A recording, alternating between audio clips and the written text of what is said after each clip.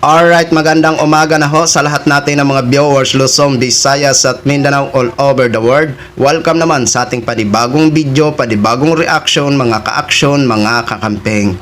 Mga DDS, gumising na ho kayo.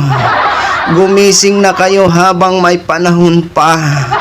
Kasi ho, kapwa nyo DDS, abay gusto ho kayo gawing mga syunga-syunga. Masabi ho siguro si Rocky, total, mabilis lang naman ho ito mauto itong mga kapwa ko DDS, gawin ko nga ho itong syunga-syunga. Eto mga DDS, gusto naman ni Rocky siguro na maniwala ho kayo sa kanyang maling interpretasyon. Na alam naman ho natin na naiintindihan naman ni Rocky, kasi abogado naman ho ito. Oo, aba, pahiya ka sa kapwa mo abogado, Rocky. Sus Maria Josep. Eto nga ho mga ka-action, mga kakampeng, may post ho ito si Harry Roque. Eto po, basahin ho natin mga ka-action. Eto ha, ang post niya. Mga DDS, makinig kayo. Ayon ho sa kanya, pahiya lahat ng legal expert kuno na nagsabi na ang BBM Senate ang legal, kangkungan kayo. Ayan pa ha, ito pa, ang isa pa niyang post. Walang basbas ng hukuman ang BBM Senate, mabuhay ang saligang batas, mabuhay ang Supreme Court. Ayun. Ayos talaga to si Harry Roque Ito ngayon, may post dito si Attorney Reyes del Rosario, isa din pong abogado. Eto ha, ang sabi niya, naiintindihan ni Harry Roque ang desisyon ng Supreme Court, pero pinili niyang ipagkalat ang maling interpretasyon.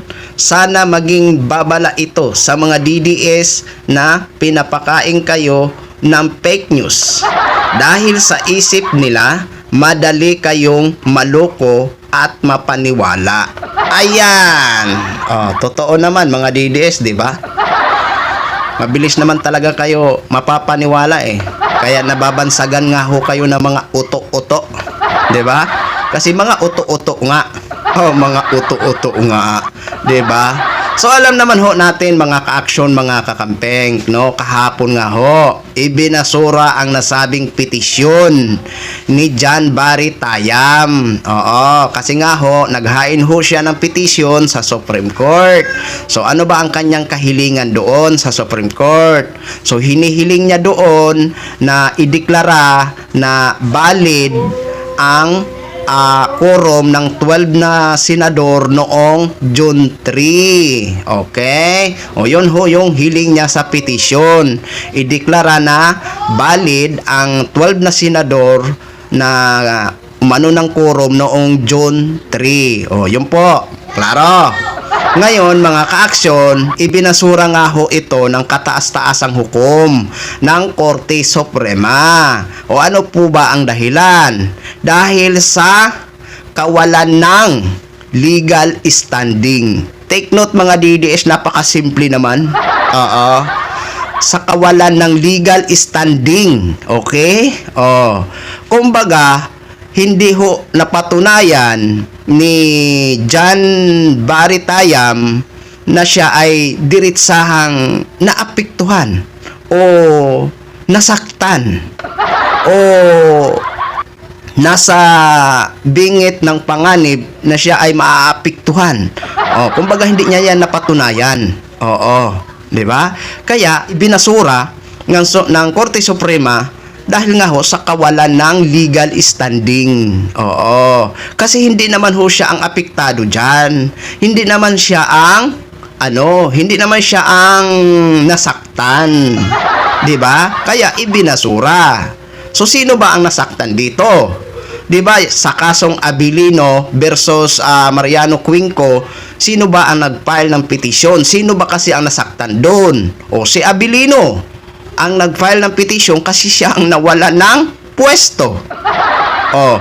Ngayon sa tingin natin dito sa ano dito ng Cayetano Black at Gatchalian Black, sino ba ang pwedeng ng petition?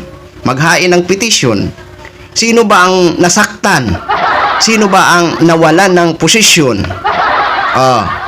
Walang iba kung hindi ang magpasa ng petisyon o maghain ng petisyon sa Korte Suprema ay ang si Alan Peter Cayetano, Loren Legarda, Pia Cayetano, kasi sila ho ang naapektuhan, sila ho ang nasaktan. Bakit ho hindi sila naghahain ng petisyon? Ito sila Cayetano. 'Di ba? Abay, hindi ko rin alam. Baka siguro ano sila magpasa ng petisyon kasi alam nila na matatalo ho sila. Kaya hindi sila naghahain ng petisyon. Ito sila Alan Peter Cayetano. 'Di ba? Klarong-klaro. Klarong-klaro mga DDS ang naging desisyon ng Supreme Court dahil sa kawalan ng legal na standing. Okay? Dahil hindi siya ang naapektuhan, hindi siya ang nasaktan, ito si John Barry Tayam. 'Di ba? Walang sinabi ang Supreme Court kung yung ginawang quorum ng 12 na senador, wala ho sinabi na kung valid ba o hindi valid.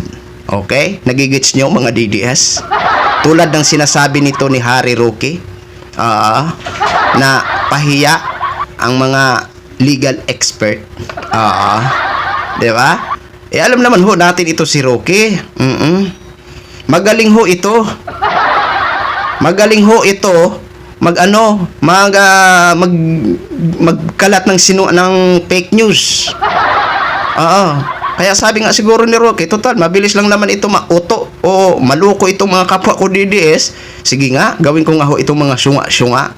Pero alam natin na naiintindihan ni Roque, 'di ba? Kung ano ho ang ibinazura.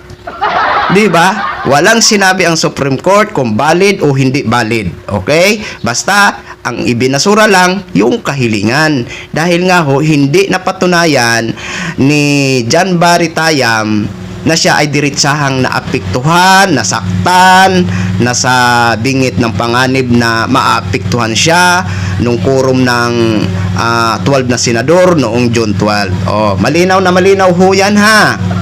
Hala, tuloy-tuloy lang kayo na magiging DDS. Okay? Yun lang ho mga ka-action, mga kakamping, no, gin-share ko lang ho sa inyo yan. Maraming salamat ho sa ating mga viewers, Luzon, Visayas at Mindanao all over the world. Ako po ang inyong lingkod, si The Action Man. Have a good day, everyone!